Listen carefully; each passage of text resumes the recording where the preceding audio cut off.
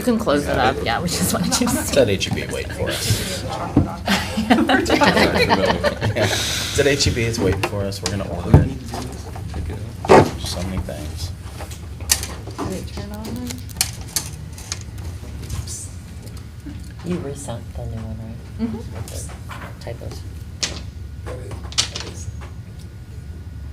Oh, it's in, yeah.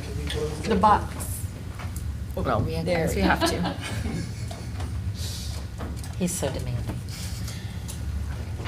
Then the city said, let them eat cake. Apparently, the answer is no.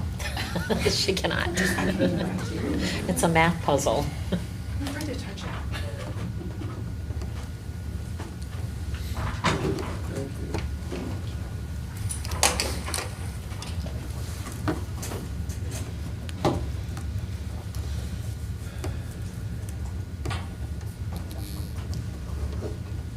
So, filter, but I think it'll work. Okay. Good morning, everybody. Thank y'all for being here. So today's April 17th, 2024, and the city's providing you with a response to the last package proposal that you all presented. I had emailed you a draft. I don't think it's changed very much. In fact, I think I just changed some corrections or typos and things like that. We'll go through it right now, but I've emailed you the final one that we're presenting this morning before walking in.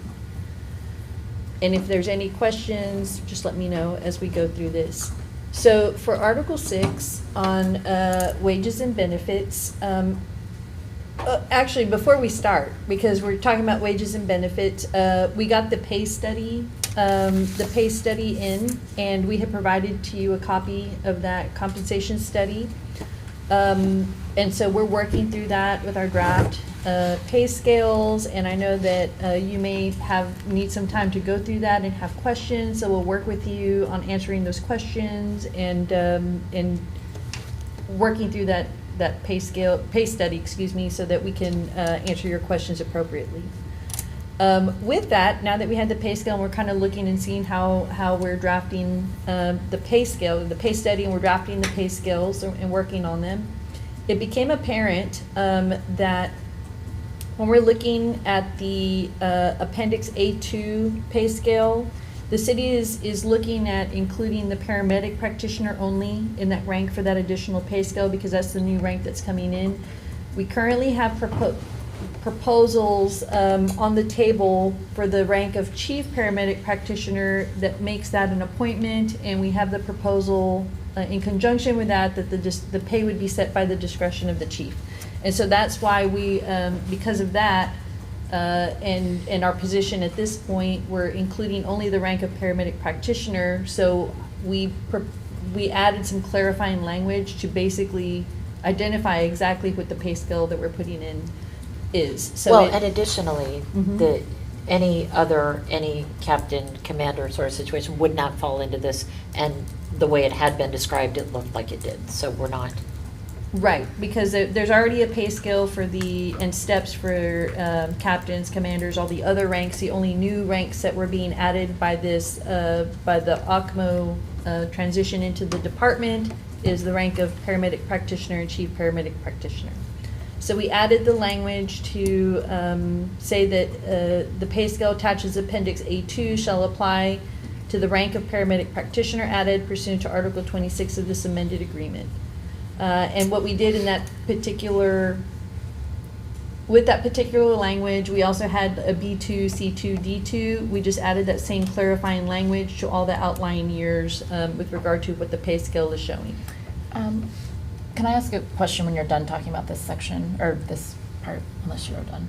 Sure, I'm done. I was going Okay. to go into the next section or the next paragraph. So what you're saying is you won't create a pay scale for a chief paramedic practitioner?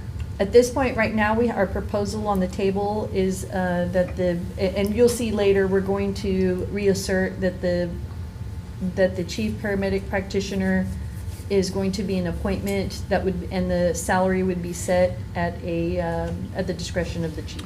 And when we went over your proposal, I just want to note that you do say that, but only for the direct hire folks. And when we went through, we acknowledged that, and so we've corrected that in our proposal that we're gonna go over today, because the intent was that it would be set at the discretion of the chief. I did notice that we hadn't addressed that, but that had always been the intent. And- Okay.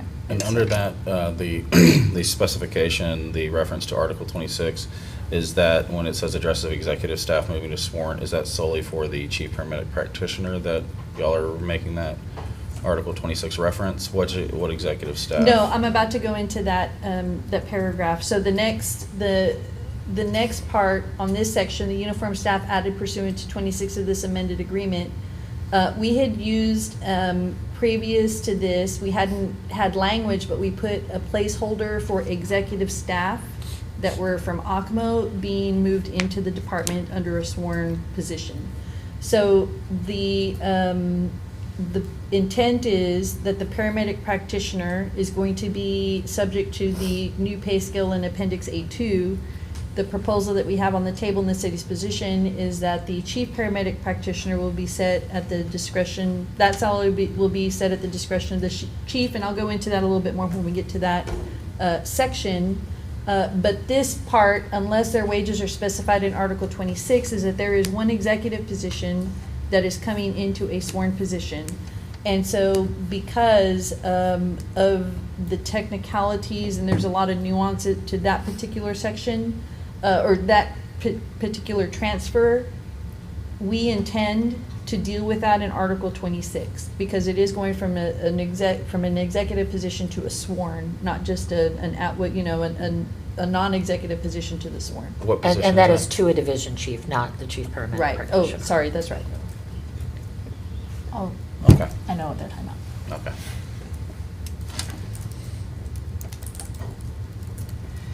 And for Houston's purposes, in the city of Austin, when we say executive, that's a different definition by far than exempt. So we're not talking exempt to non-exempt in this situation. We're talking executive to sworn. Okay.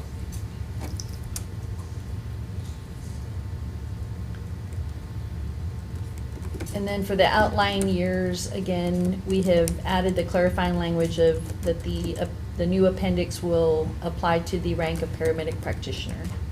And so that goes for B2, C2, and D2 as well.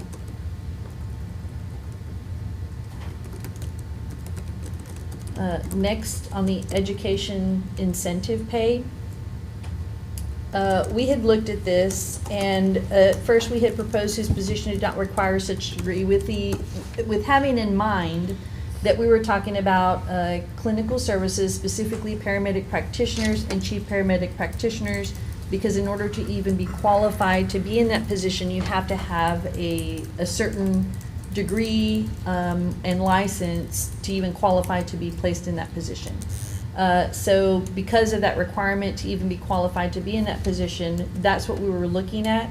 And so we specified it even further that a uniformed staff member, with the exception of paramedic practitioners and chief paramedic practitioners, shall be entitled to the education pay as it goes below. Now with regard to, And I just want one clarifying point on that. So a PA, as we understand, does not necessarily require a master's degree. And so if they were to go and further their education to a master's degree,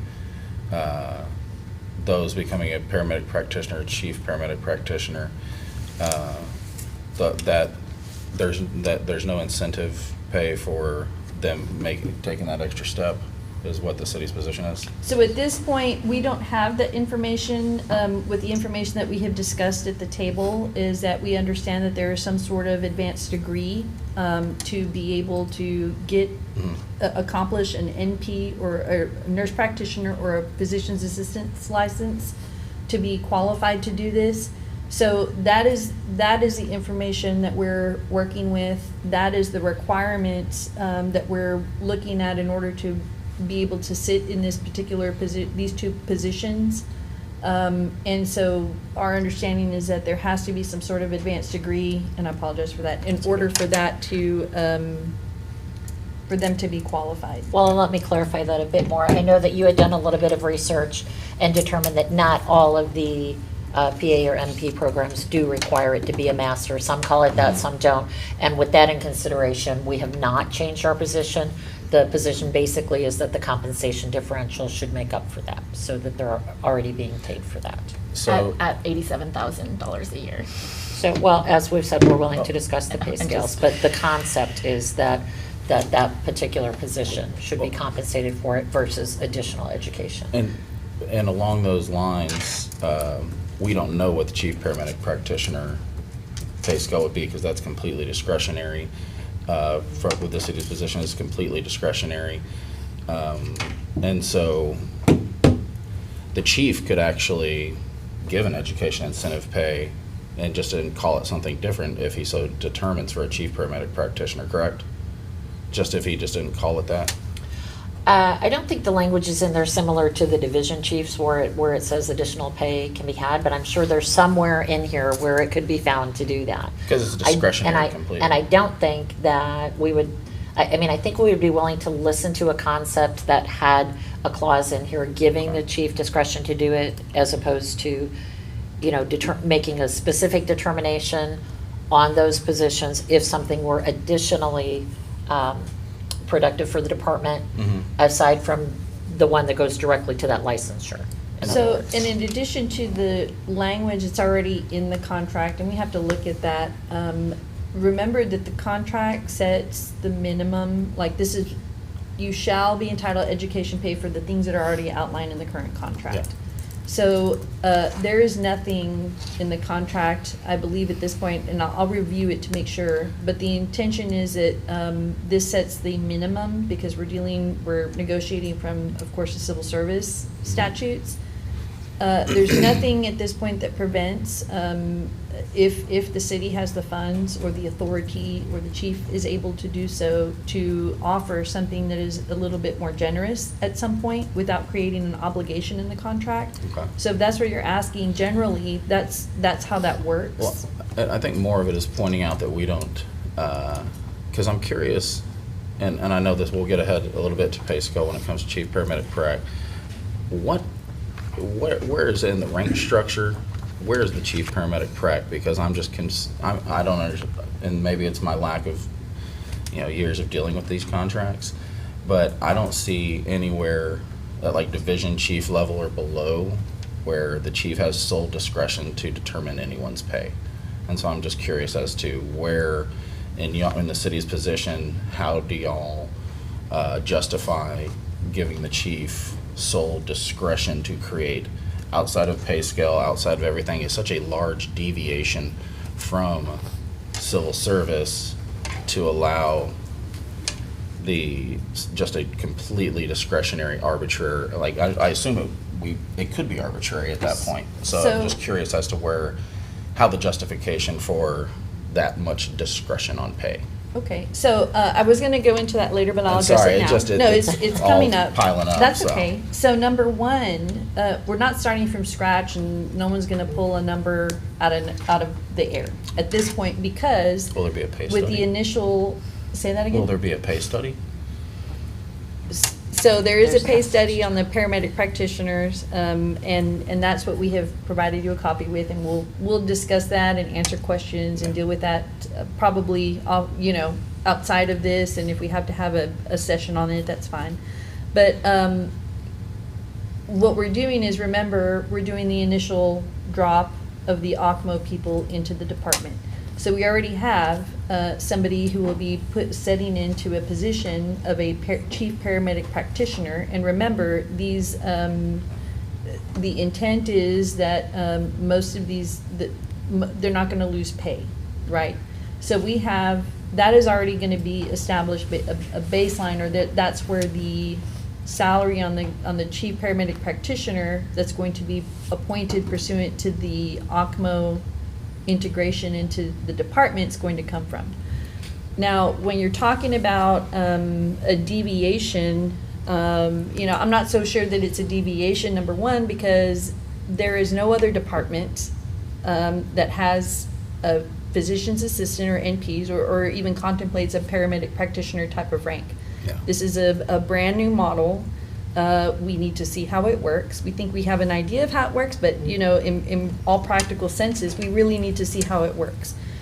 Because of that, Chapter 143 doesn't specifically address any kind of paramedic practitioner rank or any kind of, you know, anything that has to do with an NP or a PA license. So what we're doing is we're getting the information that we can and having studies and working on all this. When we're looking at the chief paramedic practitioner, we're going to have to identify, it's a very unique position because they have to work hand in hand with what the medical director requirements are, remember, because they're also, all those physicians, assistants, and NPs have to work under a medical license, which is going to be the medical license by the medical director. That's going to require a very specific skill set and have to be very specifically tailored to the needs of the department. And so, and at this point, there's one chief paramedic practitioner that is being created out of this entire integration. We don't see that changing in the immediate future. You know, we know we're dealing with one right now, so it's also very individualized. And so when we're developing and kind of integrating this whole PA-NP paramedic practitioner rank into the department and making sure it works, the chief is going to have to take all of the needs, all of the special skill sets, all of the requirements that they have to follow into account and be able to not have a limit as to try to recruit and get somebody who's qualified and can meet the needs of the department. So that's the justification for why we're seeking to have the chief have the ability to be able to set the salary at the discretion. Now, if you look at the salary that as it's coming in for the position that's going to be in the chief paramedic practitioner, and please correct me if I'm wrong because I'm speaking from my memory, I don't have it written down, but I believe, you know, that salary you had proposed, the union had proposed that if it was set, it would be a minimum of 12% above what the paramedic practitioners would be. Mm-hmm. If you look at it now, I'm not a mathematician, that's why I went to law school. I'm not good with numbers, but if you look at it, there is a percentage that is above already the paramedic practitioners, and we need to be able to, you know, that's going to be the I'm just saying, I'm not saying that they're committing to it, but that's the baseline we're going into. And we're going to have to deal with the market, we're going to have to deal with recruitment, we're going to have to deal with getting somebody with a specific skill set.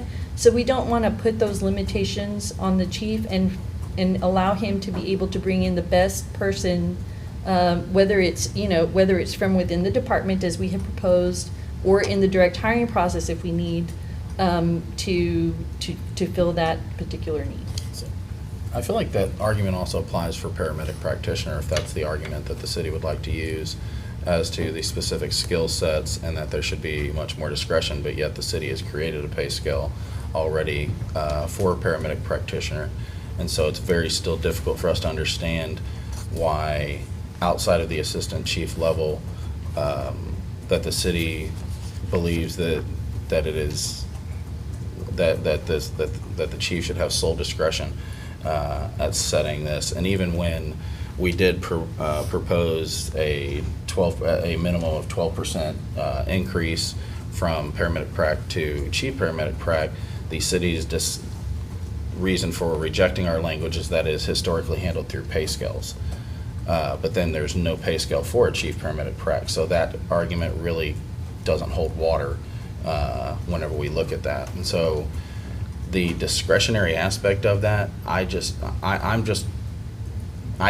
hard for me to understand the explanation of that certain position needing discretion, and then the argument or the justification doesn't really follow along with even also with the paramedic practitioner position. So I'm just. Are you asking us to consider not doing a pay scale for the paramedic practitioner?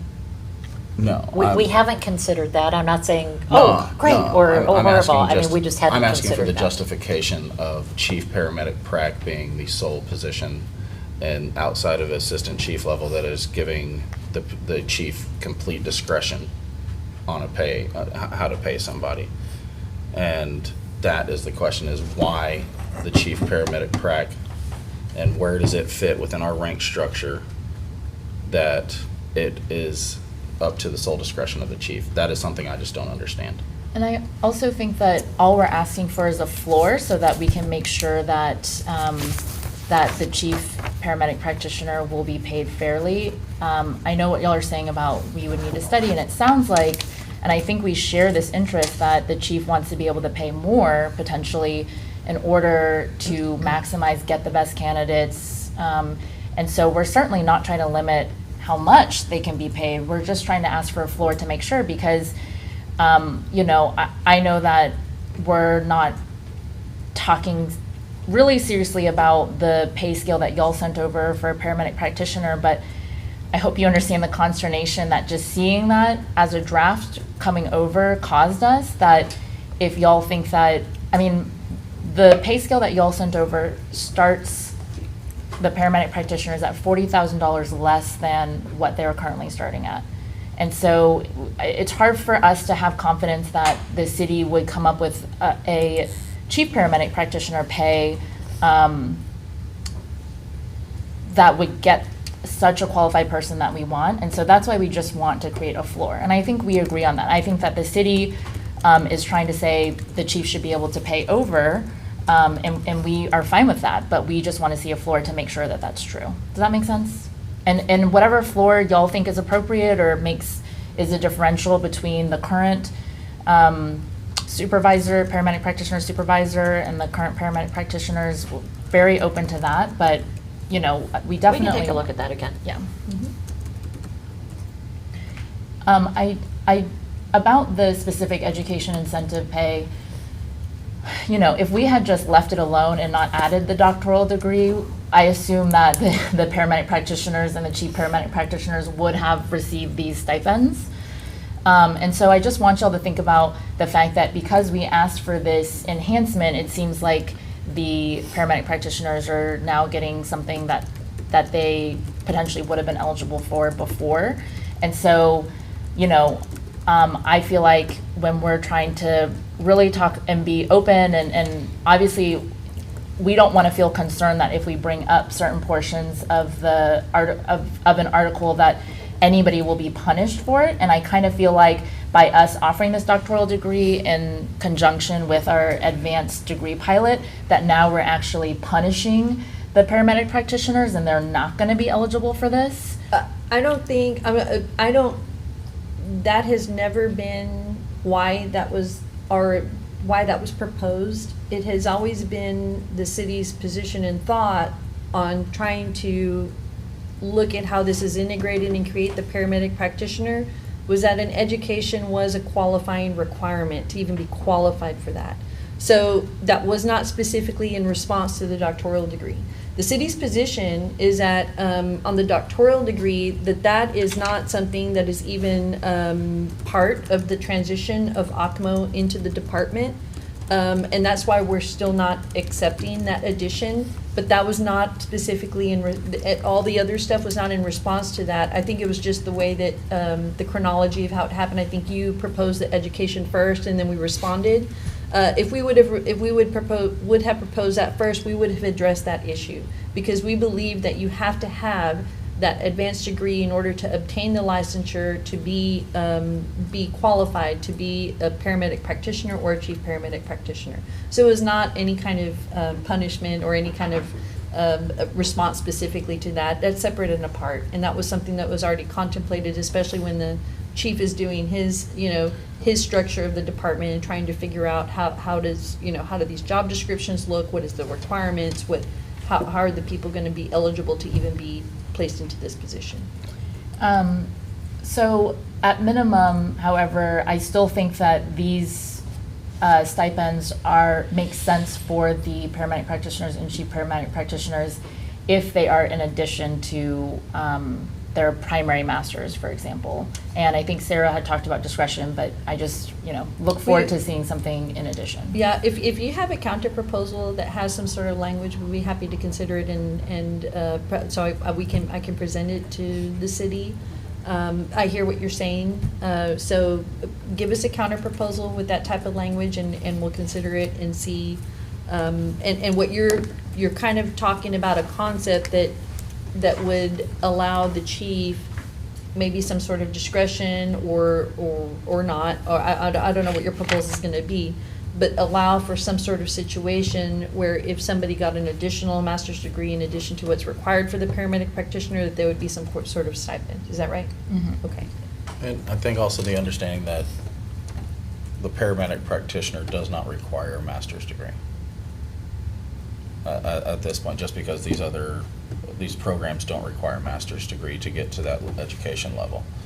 And so that, I think that's something else that we'd like for y'all to just consider when No, looking at yeah, this we have whole been, thing, our I'm saying. initial, I think we told you our initial response was that we had thought it did. Until Yes. Selena did some additional I did not research. know either. We now understand some are called master's programs, some are Mhm. not. We do understand that Okay. and have taken that into consideration so far. But we'll continue and listen to any sort of proposal that you have on that. Thank you. And sorry to keep harping on this. No, go ahead. So just, I totally hear what y'all are saying, that theoretically a master's degree level or something similar, the paramedic practitioner is required, either a nurse practitioner or PA, even if a specific master's degree isn't required. And so we want to reflect that in the pay scale. So, I'm inclined to, and I can't speak for my team, but I'm inclined to be fine with this, but we just have to make sure that the PA scale is correct. And, I think my personal concern is just seeing the first draft has me concerned that it does not reflect, having that level of education. I guess we can go to page 3 now.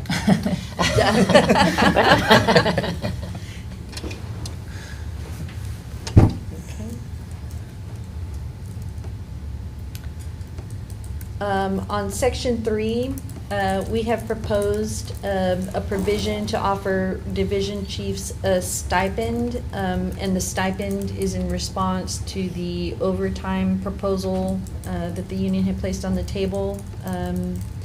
And so the stipend is, the stipend is a guaranteed stipend that would be received by the division chiefs each month. We have upped that money to $450. We also got some information that we needed to address the timing that all of this new stuff that we're negotiating would be effective or would be paid. And in speaking with speaking with the people who have to deal with the logistics, we have drafted this language, and this is actually in conjunction with those placeholders on May 1st that we have placed in all of the, throughout the proposals that we're negotiating. We have placed a stipend will become effective the second full pay period after the effective date of this amended agreement. And that is to say, if we can get the contract approved and get everything in place, they have to do certain things logistically in order for all these changes to come up, and the second full pay period would be the first effective date. And so just keep in mind that when we're looking at May 1, we're gonna have to adjust it to maybe that, so that it would become effective and all the right things can happen so that everyone can get paid.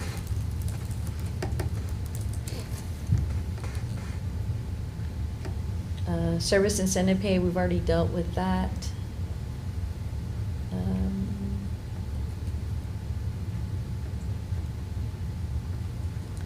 So on the higher class pay, you had included a proposal for a paramedic practitioner fellow operating as paramedic practitioner. We have rejected that language, and we will talk about the fellow program that you have proposed later on when we're talking about the advanced degree program. But we don't believe that this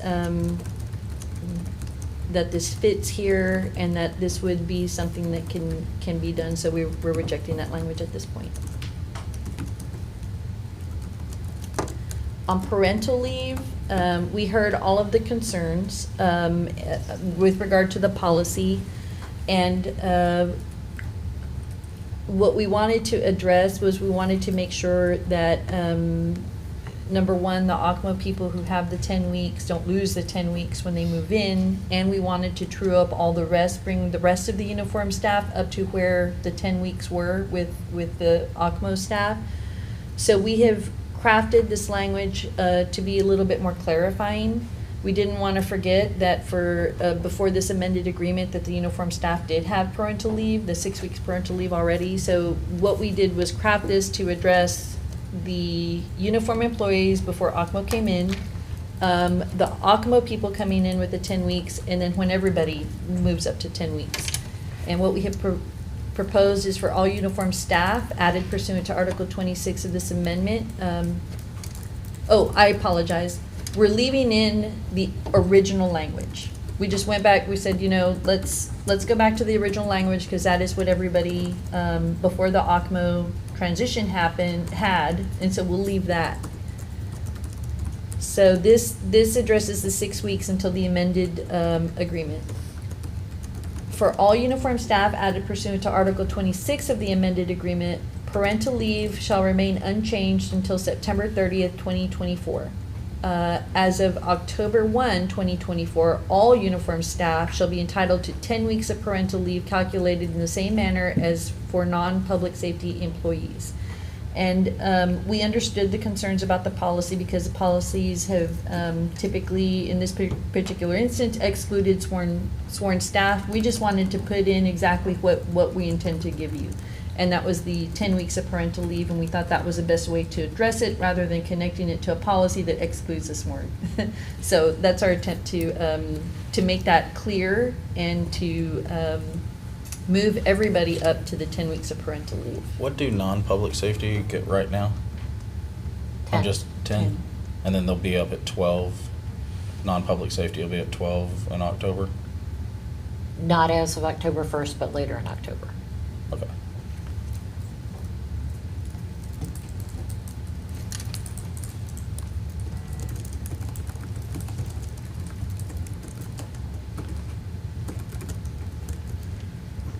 Oh, Article 8, I think we've just agreed to withdraw this and include all of that in Article 26. And Ben and I have been working with Houston and and you'll see it like on vacation accruals, vacation caps, sick leave accruals, and all the other caps, that anything that applied to uniform staff before ACMO came in and then the new ACMO people coming in will be covered under uniform staff.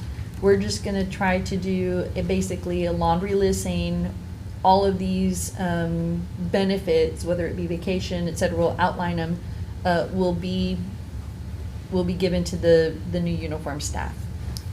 And so we'll go through and make sure that we have included all the laundry list in there.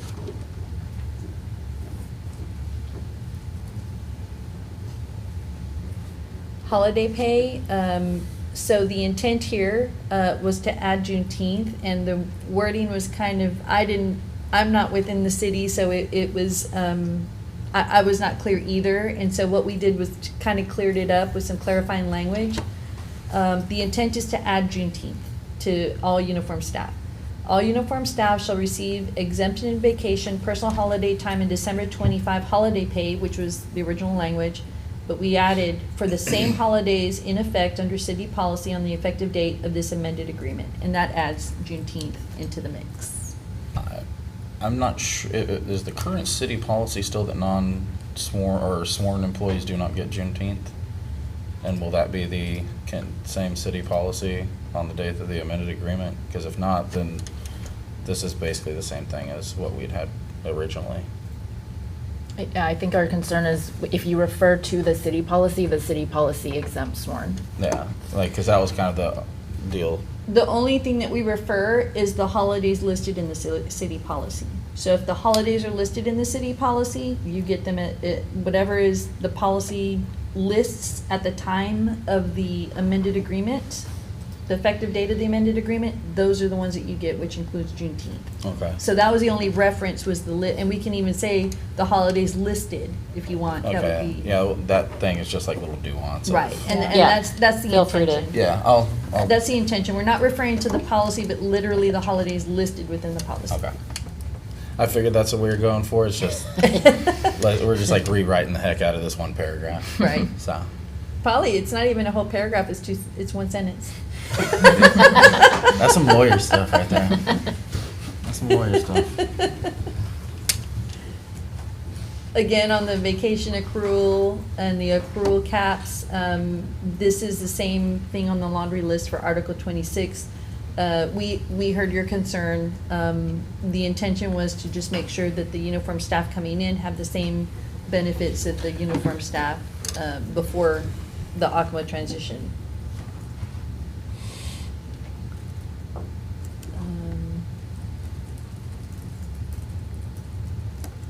Oh, and as a result of all of this, the uniform staff coming in under Article 26 experience an increase in their vacation accrual and sick leave.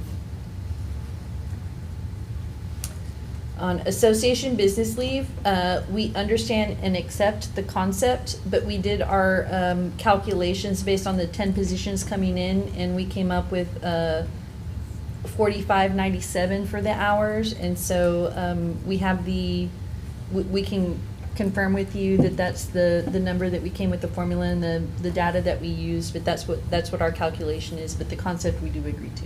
Well, and let me just clarify one thing, and I don't think you meant to state it this way. In your calculation, you said that this was based upon the difference from the city policy. It's actually the difference, and it's the same number, the difference between what they were entitled to under 143 now that they're becoming sworn and what they're actually getting. So that's the 0.34. Yes, gotcha.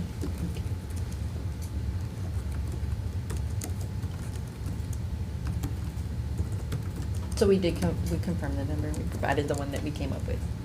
Okay. Article 12, promotions.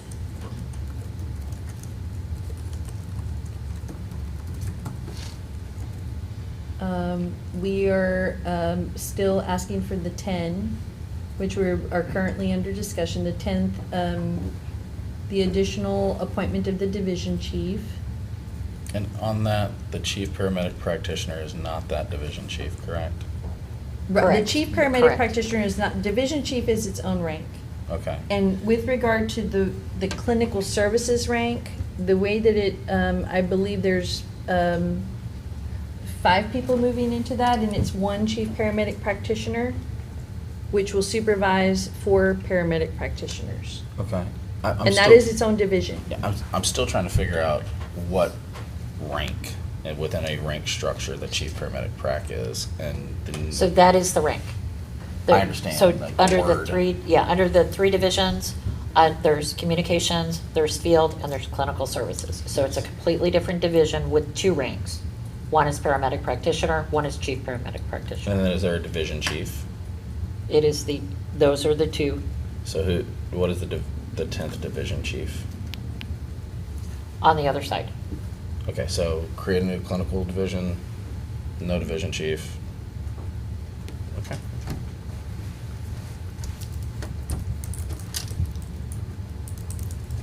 And then we also have all division chiefs shall receive a stipend as stated in our proposal in Article 6, Section 3E. That's the stipend of $450 a month.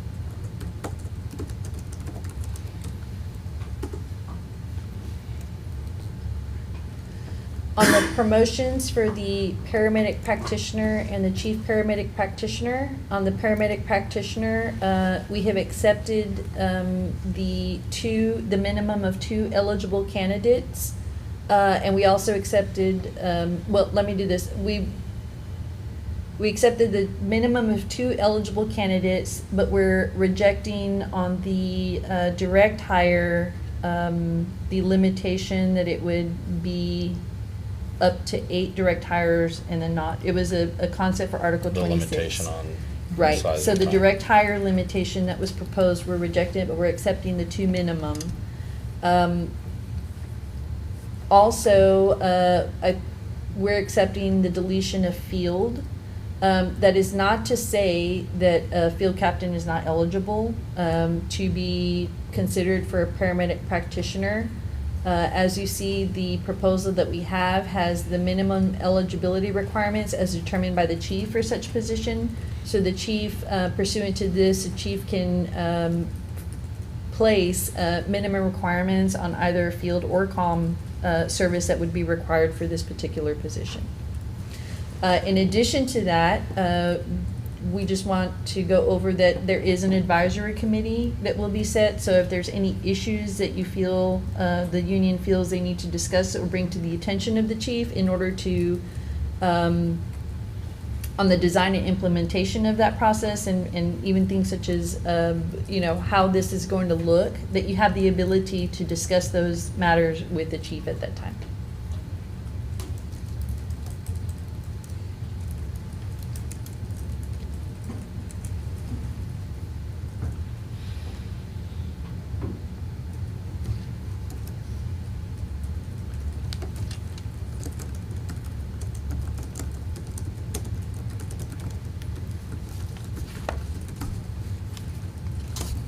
Oh, I did have to do something. I was looking through this, and on G it said this was already proposed, but we only said assessment process. I had left out promotional, which is how we addressed it in the rest. A promotional assessment process, promotional assessment, et cetera. So I just made that correction, and I just wanted to note it because if you did like a thing, it would show that I added that. But it was a typo that I missed. Totally got that. Anything else on there? Yep. Okay. For the chief paramedic practitioner, I got a little confused, I think, because some Us of too. the stuff that you had deleted was turned red, and so I'm gonna go over with what our proposal is. I don't, even though it may be red, it was because it was deleted and we're putting it back. But this is, I'll just go over the entire proposal so you understand what our proposal is. We're still looking at the appointment. Upon vacancy, the position and the classification of chief paramedic practitioner shall be filled by the use of the appointment process, which shall, at the sole discretion of the chief, and shall, at a minimum, include, number one, an announcement of the vacancy, number two, minimum qualifications as determined by the chief for such positions, number three, opportunity for qualified staff to submit a letter of interest, and four, interview and consideration of any uniformed staff who meet the minimum qualifications and have submitted a letter of interest.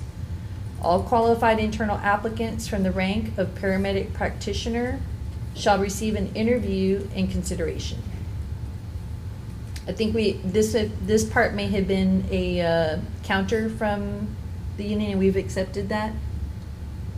If that, I think that's what that was. I think you we have added been, that. we've been saying, I think our actual proposal was that they would be chosen from paramedic prac. Okay, well then I'll just go over the It's very proposal and similar. we'll figure it out, right?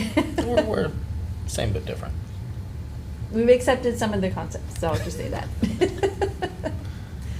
that. Such consideration shall in no way obligate the chief to appoint any such uniformed staff receiving an interview, but same shall be accomplished prior to the external posting of any vacancy.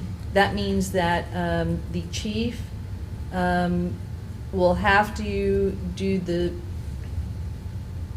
interview and consider the qualified internal applicants and make a decision before it moves to any kind of external posting for a direct hire.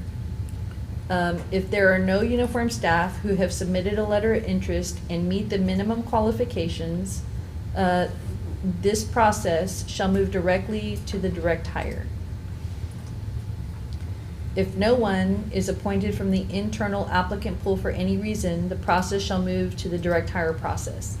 The beginning pay rate, this is the clarification that we just, we should have put it in the beginning. The beginning pay rate for each chief paramedic practitioner hired through the eligibility list or the direct hiring process shall be as determined at the discretion of the chief. The chief may remove without cause a person appointed to the chief paramedic practitioner from that position. If at the end of the agreement there is no successor agreement, this appointment provision shall continue to remain in effect for a period of 5 years. We had initially started with 10, but we've gone down to 5. I have a question. Is the chief paramedic practitioner a sworn position? Yes. Okay. And what would it, can y'all provide an equivalent of what the chief paramedic prac is. I understand it's its own division, it's its So, own deal, but I'm what is, guessing- what is an equivalent position of, like, is it like So a for division the chief? context- It's not directly Right. lateral. For the context of your question, you're asking think you know where I'm- whether it's what I'm a asking. linear deal and whether there's a demotion, promotion kind of, no? It's more just like what, because I keep asking for a rank structure. I understand calling him a chief paramedic practitioner of a division without a division chief. However, he is, this position is the highest ranking of that division, which would seem to be a division chief. At least looking at it from a layman's position, but it is not a division chief, and that's why it receives such a special treatment as to be treated almost like an assistant chief position, as in that it is an appointment they can be removed without cause, their salary is at the sole discretion of the chief. And so I'm just really trying to wrap my mind around how y'all are envisioning that chief paramedic prac, what its equivalent would be, why it does not have to have the rights and protections otherwise, that it can be an at-will. This is basically an at-will position that the chief can just make up a salary for, and that is cool. I'm just curious. That just does not. I've not heard an explanation yet that makes me understand where that idea came from, what the equivalent of this position would be. I know there's no other departments anywhere else that do this, so it is novel, and I think it's awesome that we're doing it. But it still does not justify discretionary pay and being an at-will position for someone who is supposed to be a sworn member of the city, a sworn city employee. I'm still not understanding that, and I have not heard no justification or explanation that really, because it's not just me asking that question. It is So- me asking it right now, but Right, yeah. But I just do not understand how, I cannot wrap my mind about what y'all see as a chief paramedic practitioner who is a sworn employee whose salary gets to be made up at will of the chief, and if the chief doesn't like that person, the chief can just axe them for any reason at all. So we went over the justifications earlier in this session. Yes, And I that has to do remember with the specific and very special skill set in order to be a supervisory, a supervising rank over the paramedic practitioners, which have, offer some treatment under a medical doctor's license. So it's, they have more responsibility in treatment. Also, all of our paramedics operate under that license, correct? Right, that is correct. Okay, so everyone is operating under the same license. Right. Okay, and so that's why it's just very difficult for us to understand, like, There's a higher level of treatment, of There course, is. and a is. higher level of education and experience and all of that other stuff for these paramedic practitioners, right? There's gonna be, there's gonna be minimum qualifications, and it requires a special skill set. They're offering, how do I say it? It's the treatment is a lot more than what the It's definitely paramedics are allowed advanced. to do. I totally agree with you, dude. Like, I'm sorry to say dude, I'm just way too familiar. We call her that. It is not the paramedic practitioner. That, I mean, obviously the pay scales, we can go back and forth about that kind of stuff and what is fair to pay these people who do have this extra education that, and all that. We can go back and forth, but my question is just revolving around the chief paramedic practitioner, what y'all see as an equivalent position, if y'all can even name. Is it this person is more like an assistant chief, or are they more like a division chief? Because there's a new division being created. They're the top ranking employee. They're sworn in that position. If I'm looking at it just as like the org structure is concerned, they look like a division chief, but they're not being treated like a division chief. And that just doesn't jive. And so that is a question that I think still needs to be answered as to why y'all are asking for such discretion for this one position. Although I do totally understand the unique nature of this position and the exceptional level of care that is going to be provided through this position, but all of our people are providing exceptional care under the medical license of the medical director. And so I still just do not understand why this one position, if the chief has somebody in mind from somewhere that this is all being catered to, I don't think that's the situation, but that's how it reads to members. That is how it reads to other folks, is when they want, if the city and the department wants that much discretion, there's a reason for it. But the reasons that we are being given, I do not believe fall in line with the goals that we're trying to achieve. I think it's much more simple than it sounds. They're not under the statute one level down from the chief. They're not an Yeah. assistant chief. This doesn't exist. But they are, but they are more similar to an assistant chief in our minds because they are such a unique position. They're not a division chief, they're not in the same place. There's no exact hierarchical structure because we want it to be based on market, because the skill set is so unique and so different than that. And because it is a whole new world, Yeah, right? We're absolutely. exploring, and we really don't know what that position will be doing 5 years from now. We don't know what it will be doing 2 years from now. Yeah. It's all, trial and error and trying to get Absolutely. things straight. So we did want the discretion similar to the appointment of an assistant chief because it is such a unique medical situation that we don't know where it's going. Yeah. And I think it's more the unknown out there that the chief wants to really just kind of shape this new style of department, first in the nation, and is really Absolutely. trying to set an example, but needs some sort of control, if you will. And I think that's more of the concept. Yeah. And if you want to place it similar to an assistant chief, they will still report to an assistant chief. Is that correct? Yeah. So I mean, Right. we didn't want to put them up there as an assistant chief because they still have a hierarchical structure moving up, but they're not lateral specifically to a division chief. They're just different. And that's why it's kind of a clinical services division. I don't know if that Yeah. helps the explanation, I mean, but it's not as, I think, there's no. I know there's no conspiracy. deviousness or- and I get that, and I'm not implying that. I'm just letting you know, like, when people of our membership reads, "Hey, we want discretion on pay," Yeah. we don't like that. Like, that is just not something that is going to be cool with folks.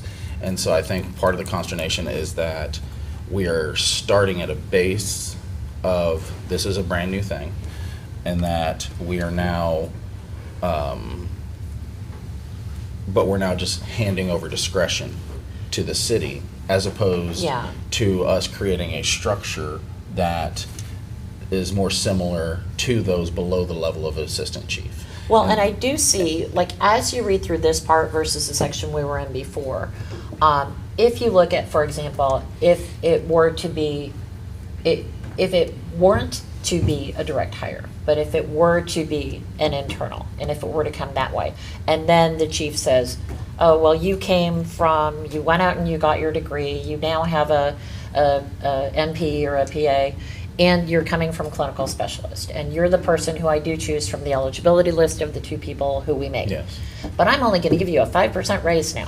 So that I'm hearing, when well- you talk about the differential in that is ringing through in your conversation here a bit more than I think I had heard it before. Yeah, and I think that's one of the reasons we put in that 12% Yeah, base. yeah, I'm hearing that a little more We put in than. that 12% base, but I think for us to just hand over discretion to the chief completely, we're never getting Yeah. it back. Well, let us rethink about that a little bit in that light, because I'm You kind know. of, as we stepped, as Roxy walked back through it and you had your earlier comments, it kind of rang a little more through that Yeah, time. and that's just, I Yeah. appreciate y'all being open to that. Yeah, because yeah, it's- and there's nothing, It's novel, and I know there's Yeah. nothing sinister. I yeah, mean, they're truly, it really is I a think you're simple, gonna- they don't fit over here with division chiefs. It's a completely different skill set, a completely different, And- not just medically different skill set. It's to supervise those other people with Yeah. it's a different and world. it is a different world, and I really appreciate that we're doing this. I mean, Okay. number one, so like just like know that we're all on the same page here as far as like the need and the enhanced skill sets. What's going to be provided for the people of this city will be better. I think where we stand is that what we have taking issue with is once we give that discretion away for anything under assistant chief, that is gone. And that is no, it's a lot harder to Yeah, change yeah. things in another contract later. And as opposed to us being able to give more discretion later, it is easier for us to give up more discretion later than it is for us to take it back. And so that is a concern, and especially when it comes right out the gate. Hey, we can pay this dude whatever we want, because that's how it sounds to membership. Like, well, there's members of our team who've got questions like, Yeah. so they can just pay somebody who's never worked here whatever they want. And yes, that is what and even though the process gives first right of refusal or first right of rejection to our Yeah, people, Yeah, it does not, because it says for any reason the chief chooses not to hire somebody, yeah.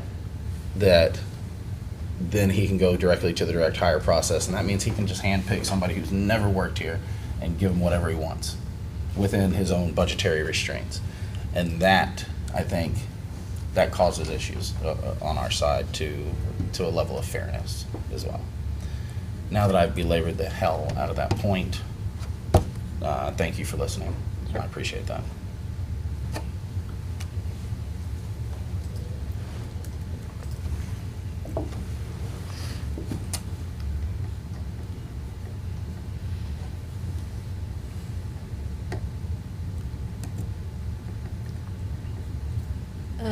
So, in your last proposal, you brought back, so we're talking about all clinical services, right? We just went over that, talking about voluntary crossover, demotion, and transfer. So, as we were discussing, clinical services kind of stands alone in its own division. So, so what we did was we accepted your addition of clinical services and clarified that it would be a voluntary demotion or transfer to the uniform staff position in another alternate division. And we just went ahead and did that cleanup, as it had already been mentioned in the last sentence. It kind of referred to any demotion or transfer, and so we did that to open it up to the field clinical and communications. We did that throughout that original language. Now, there was some, we're still looking at this part that we had originally, you had proposed this at the beginning, we came back and we looked at it. Well, we need to look a little bit closer at this and how it meshes with the change that we're doing to this particular transfer, because at first, the original language did not address the clinical services. So what we want to do is kind of talk through, look through this again. I think you had deleted it in lieu of the original language, but I think there might be some good things that we need from here that we can possibly integrate into the original language. So that's why I put it out there, and I still want it out there, because I know we both worked really hard on this particular part. But we don't want to create any conflicts for future misunderstandings or problems. We left, I think, we had proposed this failure to timely credential after promotion by appointment. I think you have left it in your last. I'm not, I don't have it in green, but I believe that, I think we're all on the same page on that particular section. So if you are, you can put it in green when you respond.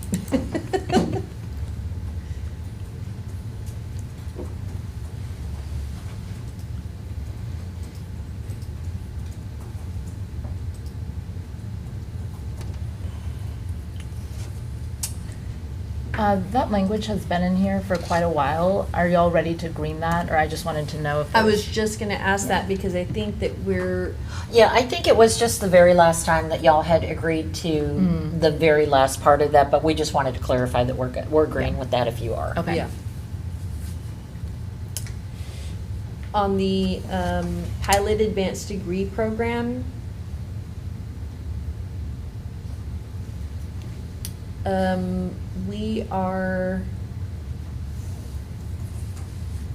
we're very close. We just clarified on this section D where you had put city funded, we moved it to clarify that the intent of the city funded pilot program is to provide a transitional path, including licensure requirement for the rank of paramedic practitioner.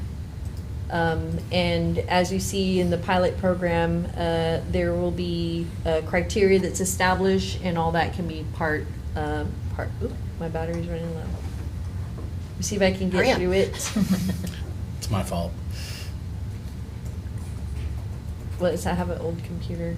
I think today we can blame everything right here. Oh, Oh, went blank. Do you have a plug? Anybody have a plug? I I have mine over there. This one. This one will work. Is it a Dell? No, I No. don't have that. I also have. I apologize. It's Adele. I also have your response pulled up if you want to Oh, just hand me yes. the. If you don't mind doing that, that would be probably quicker. The one than- from this morning, though. Yeah. Yes, yes, I have that pulled up this morning. Couple of changes. Remove the cuss words. Yeah. Minor comments. And I have the hard copy, but it's the one from before this It's okay. morning. The unannotated. So just the So next time I'll bring uncorrected. my- Clearly lawyer work product. I'll bring my plug next It's time. attorney work product, that's it. Those are legal terms. Are they though? They're used a lot in law. We were on Article 13. You'll see it says that it's a EMSA response, that's because I made a duplicate already and I'm Okay. starting to work Sure. off of it, but I have not made any changes beyond So here. it's all green. Yeah. So you did take the comments out about me then, right? Yes. I think, okay, Article 13. There we go, okay. I think that is agreed to as well. That hasn't changed in the last couple of sections. We just want to clarify with you that that should be turned into green. We're trying to just pin down the things that are still being negotiated. Go down to the footnote if you don't mind, Anita. I think That's an that old as counter well. proposal. Yeah. Mhm. Those are the same ones. The ones that haven't changed, we just need your clarification and if you agree to them to turn them to green. That changed. Oh, go back up a little bit. There was a question that came up on section 6, and this is only within the direct hiring process. When we're looking at it on the direct hire for paramedic practitioner and chief paramedic practitioner, it really did not address as to if somebody comes in and is placed at a higher year than year 1, say for instance a year 2, how do they promote from there? And the intention has always been that they get, Not promote. promote, but move up on the steps, excuse me. How do they move up on the pay scale within the steps? So on the last sentence, and this is throughout the entire thing for everybody, this is a clinical specialist. If so placed, the employee shall not receive commensurate seniority for any purposes under the agreement, except for the pay scale steps, because if they're coming into year 2, we need to be able to move them up to the year 3 accordingly. Mhm. So they should at least get the seniority for the steps, and that's the only clarification that we put in there. And we also clarified that for the, as we go down, the longevity pays based on that.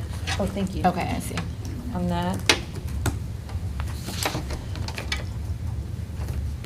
And then on the green part, where we had agreed to the direct hiring for paramedic practitioner, we added that clarifying language. It's the same thing.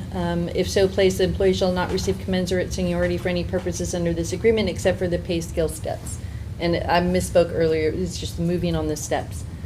And then as we have already discussed, we're reasserting that the beginning pay rate only for the direct hiring, this is under the direct hiring process, but also through the appointment process, that the chief paramedic practitioner would be determined at the discretion of the chief, with the understanding that it's to be able, not to limit him in order to be able to bring in or hire the chief for that paramedic practitioner.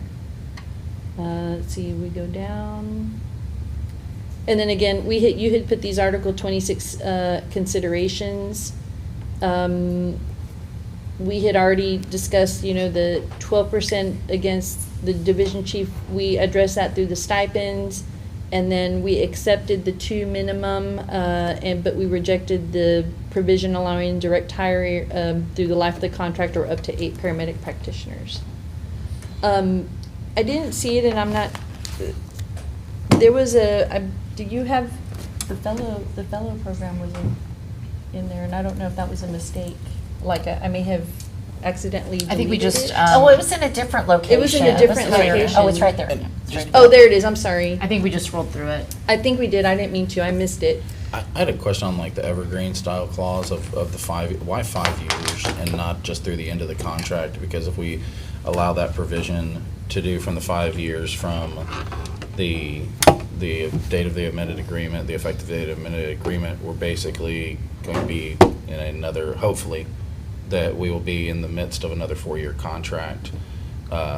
And then during that 4-year contract, are we going to come back to the bargaining table again to decide a new? I think they're. No, it's or the, Because it only has that oh, it doesn't hiring- have or until another. It just It says meant for five It meant 5 to. years. It meant to. Okay. Yeah. Yeah, we need to make a note on that one. Okay. Or we could just say through the life of the contract. Just We'll saying. talk- I have. Oh, you want to talk about fellowship? Yeah, so on the paramedic practitioner fellowship, we're rejecting that language. I think that, well, in discussions with the department, it is really imperative for some clinical experience in the ERs to, or for the paramedic practitioners coming in to actually get clinical experience outside of the EMS environment, and that would be more beneficial and helpful to the department. Also, this is something that, as you see, the pilot program still is yet to be set. So, and there is an advisory committee, so those things can be discussed, but we're rejecting that language on the fellowship. I think I totally understand the reasoning why. I mean, I hope y'all understand the idea that we want our paramedics to become the paramedic practitioners, and to wait 5 years seems like a very long time, so we're trying to think about ways that we can shorten that. I think what we were thinking is that this doesn't, all we're trying to think is, let's say that the pilot program decides to allow for something like that. We didn't want there to be anything that prohibited them and, wouldn't give them that higher class pay if in case that's what we wanted. And obviously, this language doesn't require the chief from creating this fellowship. It just says that they can. But there's nothing that prohibits it. If you're asking that on the, like, the other way, it also is not prohibited, but it's gonna be set pursuant to whatever the criteria is and, Yeah. and through all the, Yeah, it just might prohibit if they were to get higher class pay for working as a paramedic practitioner. That's why we put that higher class pay language. But, obviously it's unlikely that we would have a fellow during the duration of this contract. But I just want to make sure that, y'all know we're not trying to require it, and we. There was one further part of that, though. If you look at the beginning of the higher class pay, it says if they're qualified. And by definition, a fellow would not yet be qualified. So they also would not meet that criterion just by the nature of them still being in an internship or a fellowship. so y'all were kind of looking at some sort of bridge, basically. Yeah, basically. Yeah. So we might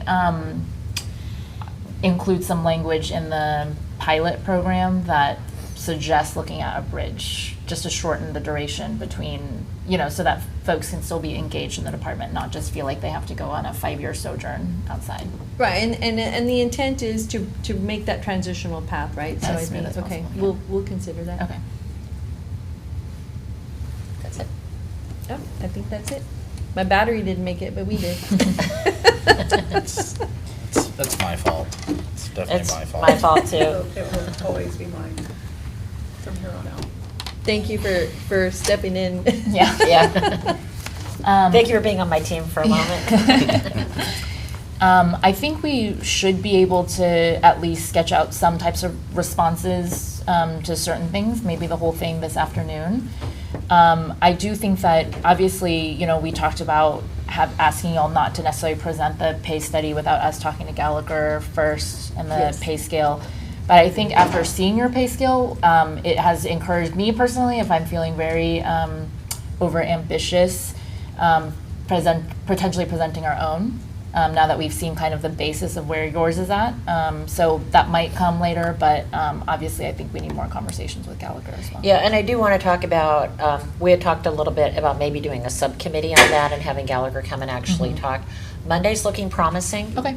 We kind of thrown that around, but I do need to just double check a couple of things, but it looks like they can. Yeah, and I think, yes, we definitely have some interest on our team to have that conversation with Gallagher. And also, I think we talked about having potentially one of the current paramedic practitioners that might be able to give some subject matter expert to what they feel like their role is. I'm a little, I'd like to discuss that. Yeah. Because what they have done up to this point may not be doing what they're, the exact same job moving forward. So I'm not sure how much value that's going to bring, but we can discuss that. Okay. Yeah, and I think, if Chief and Dr. Escott are thinking about radically changing what that role is, then, which I hope they wouldn't, but, yeah. Yeah. Okay. Okay. So we'll let you know about timing this afternoon. Okay. Sounds good. All right, thank you.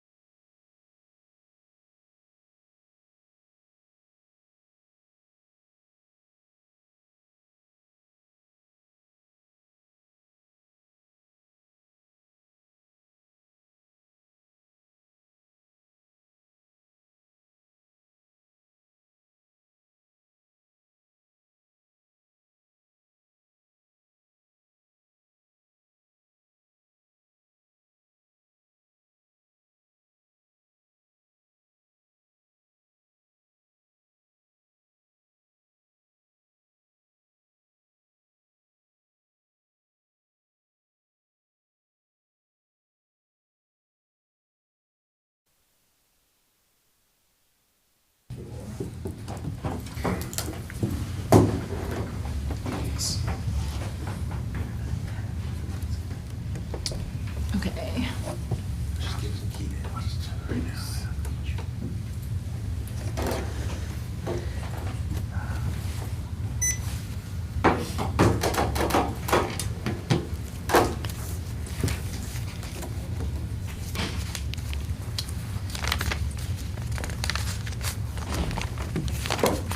And am I doing something wrong?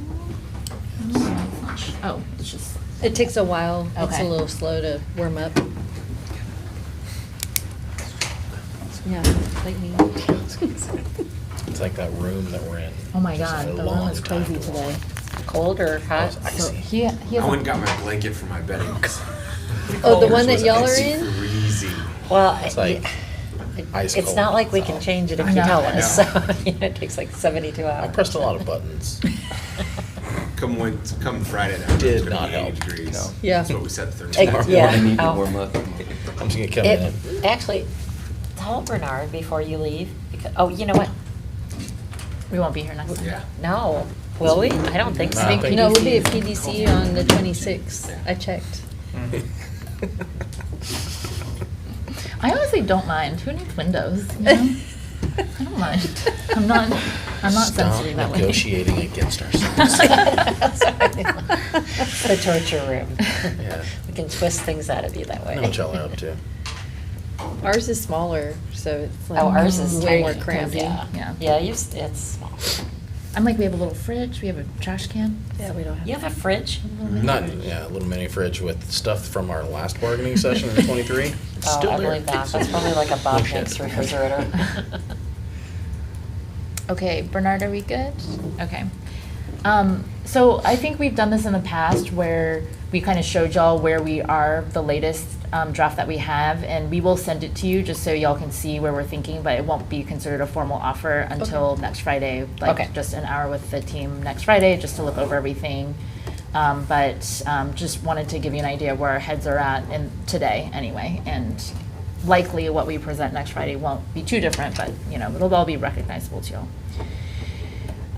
So basically, everything that you'll see reflects the idea that we have a paramedic practitioner and a chief paramedic practitioner pay scale.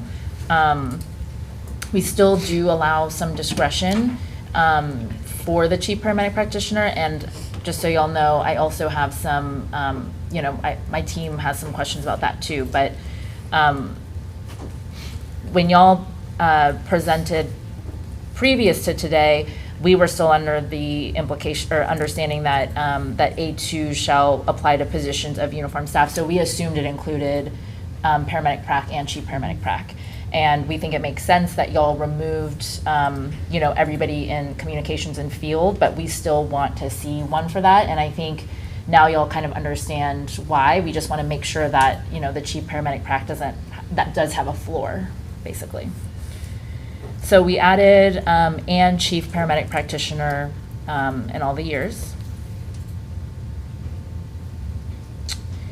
For education incentive pay, I really appreciate the conversation. And basically what we've done is we just include this, we've removed our request for a doctoral degree, you know, forecasting to y'all that we will bring it up in full bargaining. We understand what y'all are saying about the limited scope. We had wanted it to be tied this into the pilot program, but we also understand that that is a very small pilot, but that is something that we'd be pursuing next time.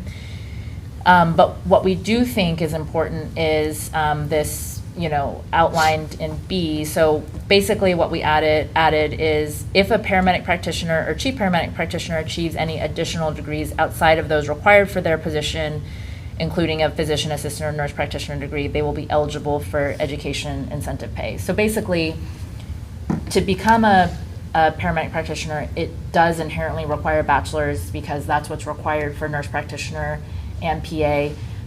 If your PA program came with the master's, so for example, I went to a nursing school program and that came with the bachelor's, but I could have also gone to a nursing program that didn't come with it.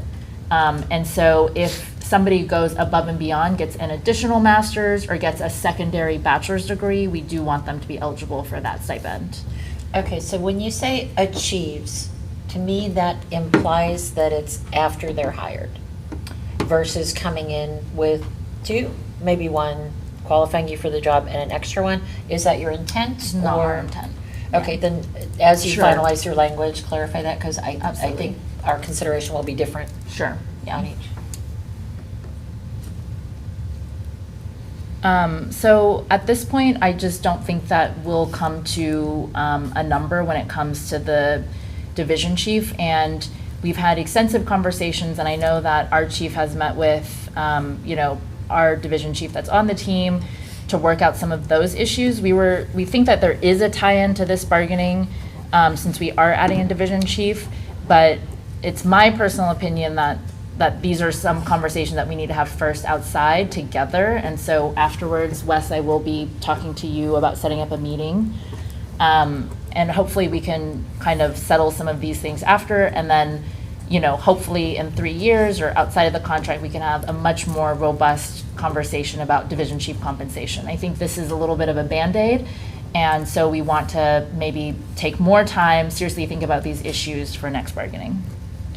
That being said, since this is in draft form, depending on what those conversations might look like with Chief Hopkins and Chief Lukritz on some of those issues, just about the shift work and other components to the shift chiefs, this proposal might change, but we want to have those conversations and think about doing it outside.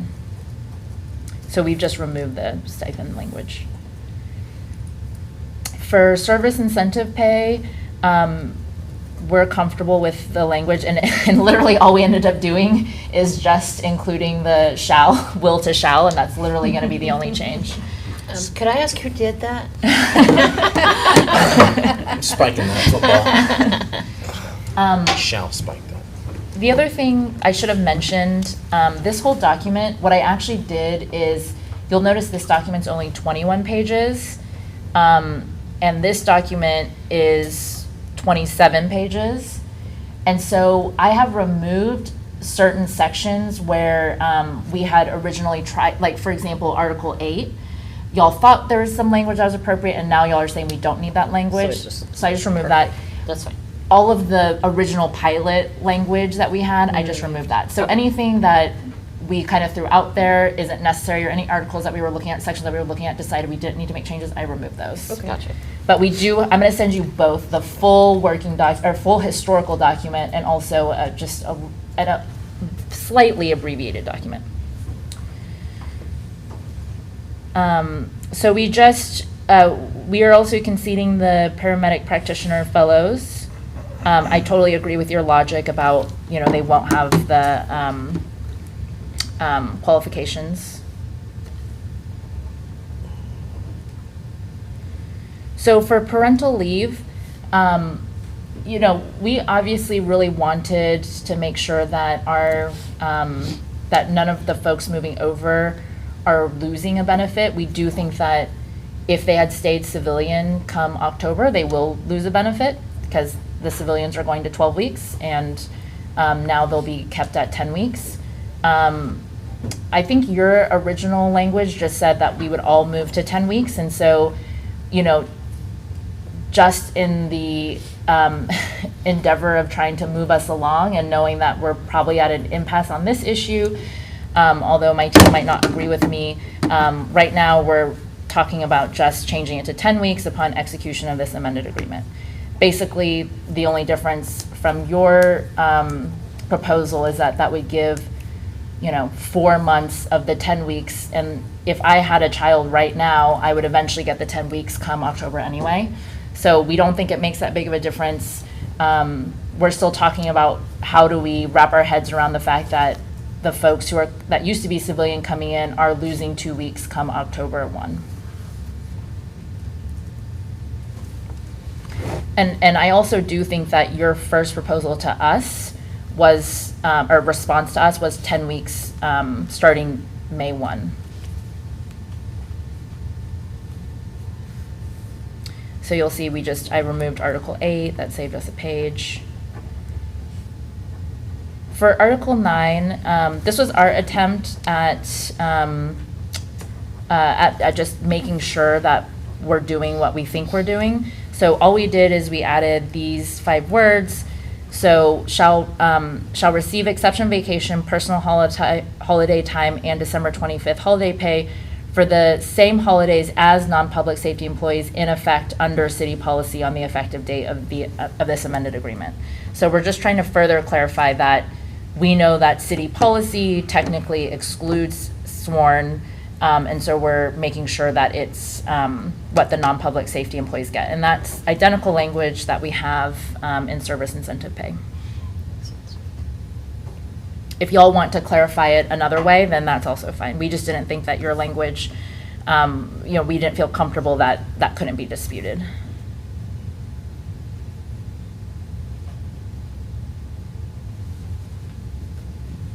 We understand your math to this level, and so we've greened that.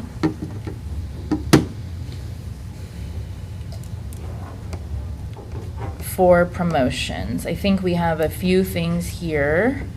So since we don't think that we're going to get to a place where we feel good about the changes in division chief, we froze it at 9 and want to revisit in a full bargaining unless, there's some other compromise or some other way that we can really solve some of the issues that we've identified this time. But right now, we feel like we probably can't, and so we've put it back at 9. And please stop me if at any time y'all have any questions. So promotions for paramedic practitioner and chief paramedic practitioner, we greened this. We really appreciate the work that we've worked on together for paramedic practitioner. For chief paramedic practitioner, I think we still have some work to do. And I think we were really talking about quite a few different concepts when it comes to chief paramedic practitioner. And so basically where we are right now is that, yes, the chief can appoint the chief paramedic practitioner. And if we do not, let's say that we agree to this amended contract, in 3 years we bargain, we can't get a contract, we're out of contract for 4 years, then yes, he will still be able to appoint somebody. But what we want to only last through this amended agreement is that if there are folks that are internally qualified, that he can do a direct hire. So through the life of this contract, the chief and the medical director can bypass internally qualified candidates to do an outside hire. But after the end of this contract, if there is anybody qualified and who turns in a letter of interest, then they do have to choose an internal candidate. And what I've heard from y'all is that maybe we have some very new paramedic practitioners. This is a very new program. We think that in 3 years, they should be building up that leadership capability and feel comfortable that one of the paramedic practitioners, if they want the position, would be able to be a chief paramedic practitioner and be very capable of doing so. So does that make, but also if nobody's interested, then yes, of course, he can do an outside hire. Does that make sense? We understand what you're saying. Yes, that's all I'm asking. What's the question? Just making sure, because I do think we kind of moved around some language, so I just wanted to make sure, because I think, earlier Houston had asked about the 5 years, and I was trying to say, I think that there's the 5 year to allow for the appointment process, and what we're also saying is that to do an outside hire when there are internally qualified candidates is a separate issue. Yeah, I will tell you, I don't think we're close on this issue at all, Okay. but I understand what the Yeah. proposal is. We also removed that it can be determined at the discretion of the chief. We do talk about that later.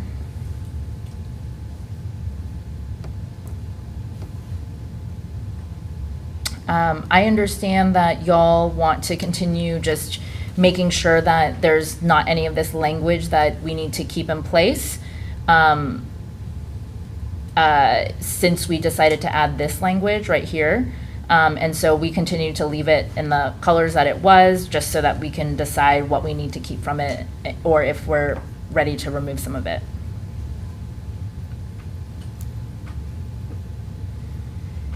We've greened the failure to timely credential after promotion by appointment. That's been the same, multiple proposals back and forth.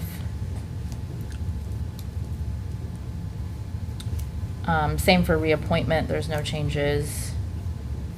We finally greened the recertification language. And you'll also see that I just eliminated the fellowship language, and so I'm not even showing that anymore. For pilot advanced degree program, we wanted to add something that kind of got to the idea. And so we agree with your language about the intent of this city-funded pilot program, and we kind of wordsmithed it a little bit. So now it says, the intent of this city-funded pilot program is to provide a transitional path to the rank of paramedic practitioner. And the reason why we wanted to include the fellowship is because we do want to think about how do we not make it so that these folks are like languishing for 5 years. We want them to be able to come back in whatever form, and so we just want to highlight that we want it to be done expeditiously as possible, and offer the possibility of a paramedic practitioner fellowship in order to do that. That's the intent. I know that y'all have kind of said that we think the transitional path includes those things. Those are just some characteristics that we want to highlight. And if y'all think it's unnecessary, I don't think this is anything that we're specifically tied to, but we just wanted to see if this is a way that we can kind of bridge the gap between what we were thinking and what y'all were thinking. But again, I don't think we're tied to this. We just want our intent to be out there for this program, the pilot.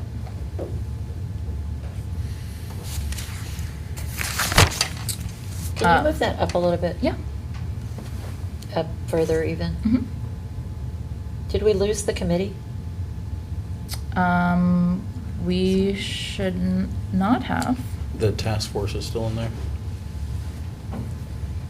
I just don't see it. It's in B with the input of a task force. Ah, Oh, there it is. Oh, okay. yeah. Sorry, just, No, I mean, good It's I catch. easy. thought we had a longer paragraph on that, but That's no, on it was the- just that. That's on the The promotional. promotional Yeah, okay, assessment. okay, that's what I was Assessment. envisioning. I thought I said it's one sentence. So for hiring, we greened paramedic practitioner and chief paramedic practitioner direct hire. That's gone back and forth multiple times without changes.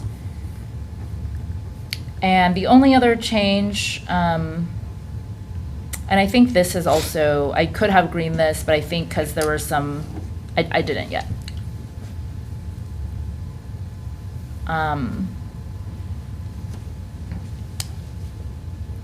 So the only thing we added here is that the beginning pay rate for a chief paramedic practitioner hired through the direct hire hiring process shall be determined at the discretion of the chief on the chief paramedic practitioner pay scale. So that's kind of, instead of doing the 12%, that's kind of how we made sure there was a lower bound to it, because we do have both a paramedic practitioner pay scale and a chief paramedic practitioner pay scale, and the chief can place them wherever they think is appropriate. I think we. You're saying kind of beginning and end with the similar steps in there, and then the chief can. Exactly. Yeah. And I think I will tell you that we started having conversations towards the end, and I don't know that I actually have agreement on that. But that's where, that's kind of where the language ended up, and we're still having conversations about that.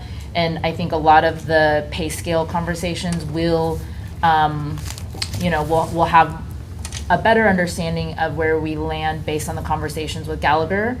And I really appreciate, some conversations about how the pay scales came up. I think in conversations with the team, what we're really thinking about is, yes, all of the paramedic practitioners that we currently have came in at a very high band according to the civilians.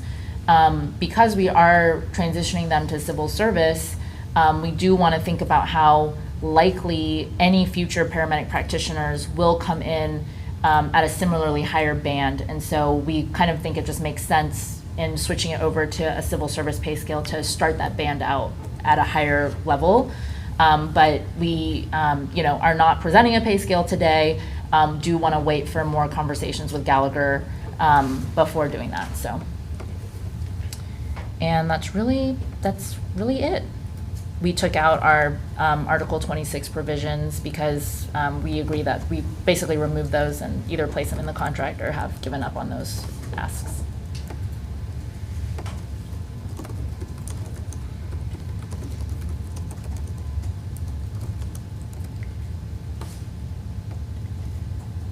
Do y'all have any questions or want to talk about, maybe we can move on to Article 17 and 26, unless y'all have any questions about this package?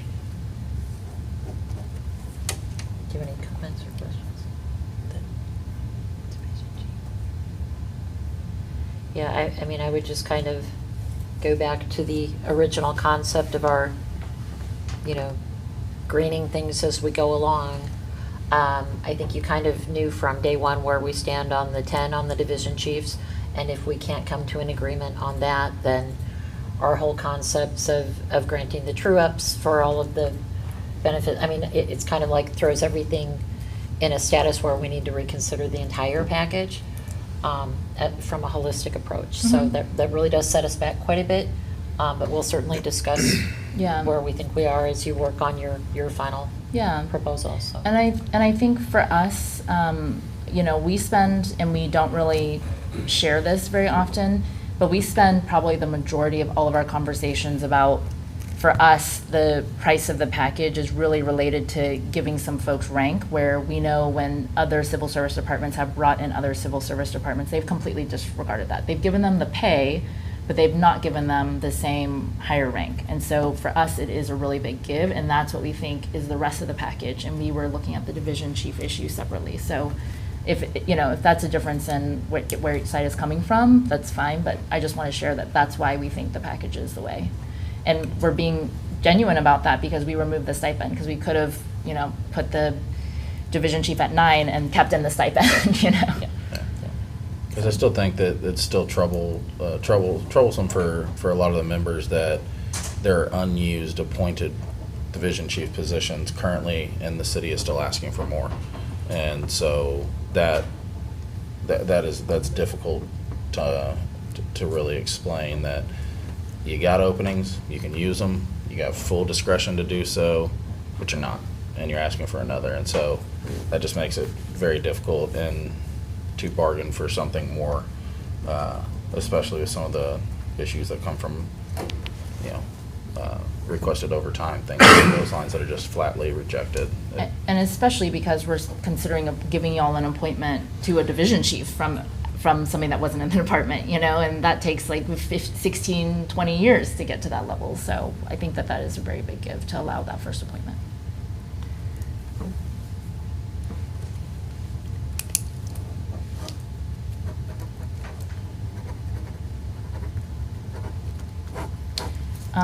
Where do we think I think also, Sarah, another thing that might help is if we can actually get a 26 up there, then that can help us all think about the holistic package together.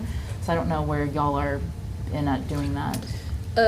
Houston, Ben and I have met and we have gone over concepts and some language. I think that we have outlined some major items to include in there, which actually we can work on here in the next couple of days, but I'm still meeting with my team. I don't have authority to say this is what it is, but we're kind of doing the same thing, like talking on concepts. Yeah.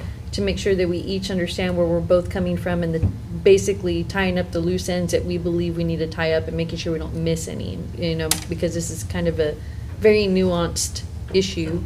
We have talked about the major things, and so we're currently drafting it. I need to just get it approval from my team before we can present something, but that will not stop the continued conversations that Houston, Ben, and I have been having. Yeah, and they've all been productive conversations. I think we're all very much viewing 26 in the same way as, cleaning up things, making lists of, if we wanted to put holidays listed in there, what, the type of step pay or the rather not the step pay, but sick leave accrual, things along those lines.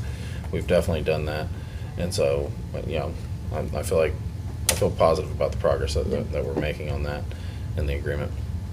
Yeah, one of the key items, I think, was like supervision issues related to 143, and we're addressing those. I know that was a big concern, and we've had discussions on that, and we have heard that and are trying to work together to come up with language to ensure that that item is covered in an agreeable manner for both parties. So, but we're continuing to work on that, and I'll work with my team and then see how soon we can get a draft over to y'all. Okay. Cool. And then we had proposed the Article 17 a long time ago, and I was just wondering the status of that. That's the clinical review.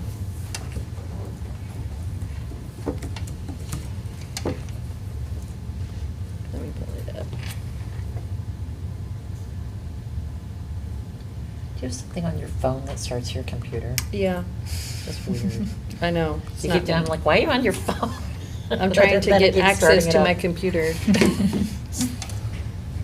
And it still didn't do it. Sorry, I'm trying to pull up my It's that my rampage law. info. Okay.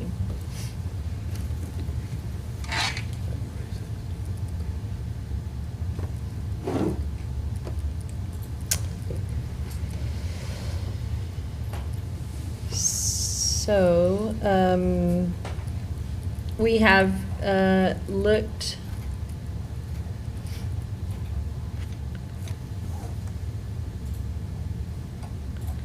We have looked at the new Article 17 on the clinical review process, and we've had numerous discussions on our side. The city believes that credentialing process that is the basis for this new proposal is best dealt with outside of the contract, and the organizational structure created by the city's management rights does not alter the independent judgment of the chief medical officer, the medical director, in that credentialing process, and in relation to the clinical review. So the city's position is that this is not a part of the contract, but the department is willing to listen and work with the union on the concerns on the credentialing process and the clinical review. And that's what I have right now. And I just want to be clear that our Article 17 doesn't really impede at all on Dr. Escott's ability to decredential. All it says is that there's representation at 2 points, and that usually the decredentialing is based on the following reasons that are listed by the medical director. So to us, I mean, we just want to make sure we're in some of the meetings, and there have been times that we've not been offered. And we were supposed to be, because it is in policy that happens. Okay, I'll discuss that with my team. Okay.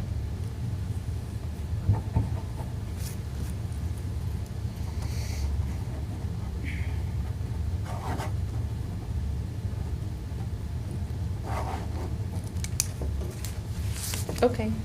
Well, thank you for sharing the concepts and the thoughts that you're having, because I think they're really important. As we're working towards it, it seems that there are some major issues that we're far apart on now, especially with the division chief appointment. That is a very big item for us. So if we can't come to terms on that, then we're going to have to reevaluate the entire package, as Sarah said. So we're going to go talk amongst ourselves and our team and look at the concepts that you're presenting. I hope that you heard us on just having discussions. I really appreciate the communication, because I think that goes a long way, and we're not kind of just showing up and surprising each other and not realizing, where things are going. So we look forward to receiving your proposal and discussing it. I think we're setting up something for early next week for the Gallagher presentation, and to answer questions on the market study, and then kind of work on our drafts of the pay scales. And as always, if there's any questions in between or any matters, I think that we should maintain open discussion in order to try and answer questions. We'll continue working with Houston on 26 so that we can present a draft of the Article 26. And I just wanted to also go back just real quick, that on the division chief, adding the 10th, we had made proposals that included the 10th division chief, and those were rejected. They had been rejected, or at least countered. And so I would like, I would suggest that we also still know that that we are at the table for that as well. But we have had asks that would get us there. Well, so if I recall correctly, when you were doing the 10, it included the overtime provision, which we responded to with the stipend, and then it included, but there were some the promotional aspects, right, of paramedic practitioners and the chief paramedic practitioners? I believe it was. And I have to just- go look back, because it's been a while. I think it was just a higher, a much larger stipend that would get us, because right now, the stipend being at $450, that's like 5 hours of, or like, that's like something, I think like 5 hours of overtime or something along those lines for division chiefs. And I think we had originally said, we added the stipend, but also for working the shift chief, for each shift chief. So we had an experience this week where the division chief that we're talking about was asked to cover 2 additional shifts. So in addition to their Monday, Friday, they were asked to cover Wednesday and Saturday, and nobody else covered it for them.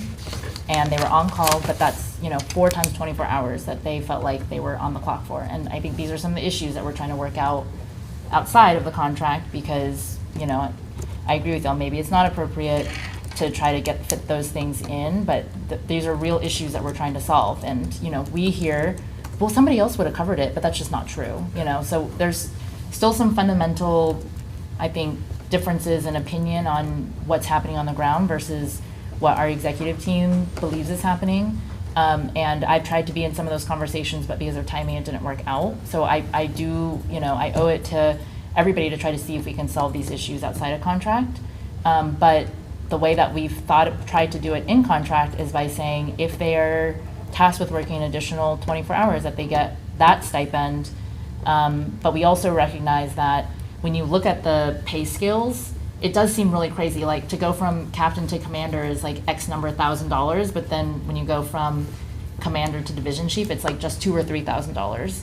And it's because we've talked about before the conversion of taking the commander hourly rate, turning it from a 40-hour rate to a 42-hour rate, or excuse me, from a 42-hour rate to a 40-hour rate, and then their annual salary captures overtime, but a division chief salary does not capture that overtime because they're salaried.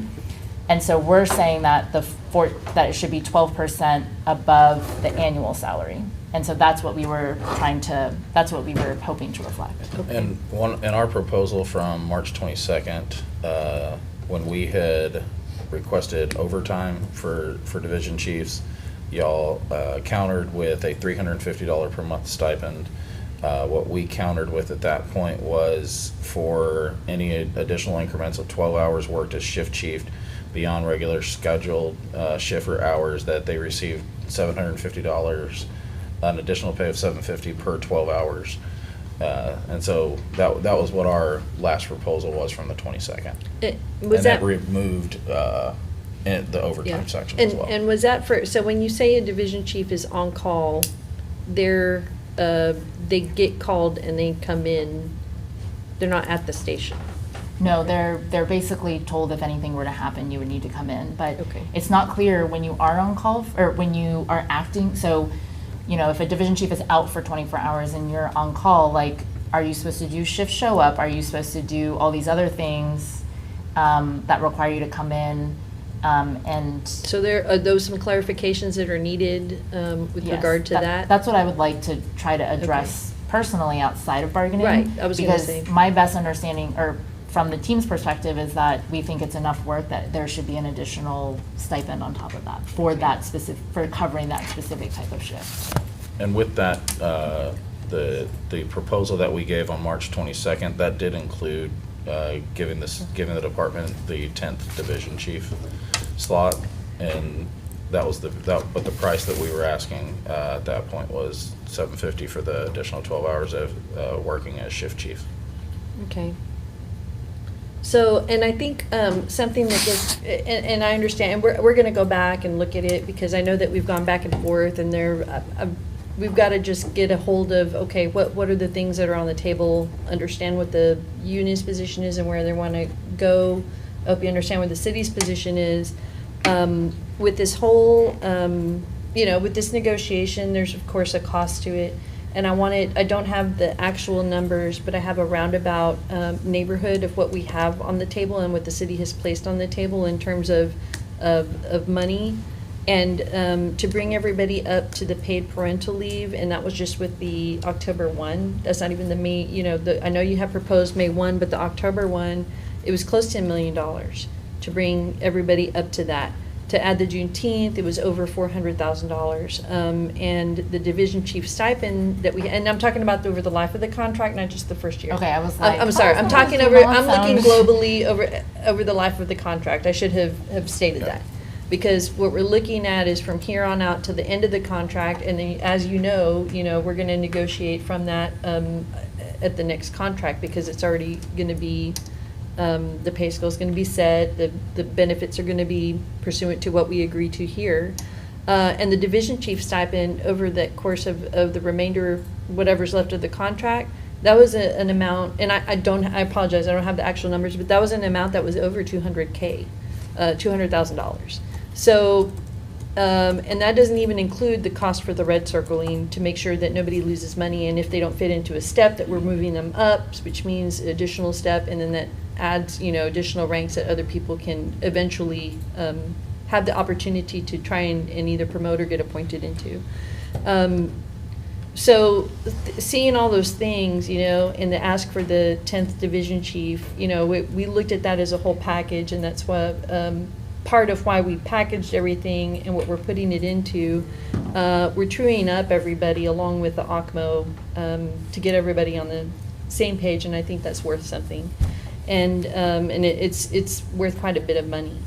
Including that, just not for money, but there's also morale issues, and cohesiveness, as we discussed at the very beginning of these negotiations.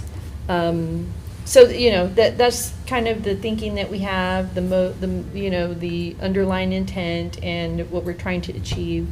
And so we just want to give you that information so that when you're continuing to work on this draft, that you can think about those things, at least from what we feel that we're presenting.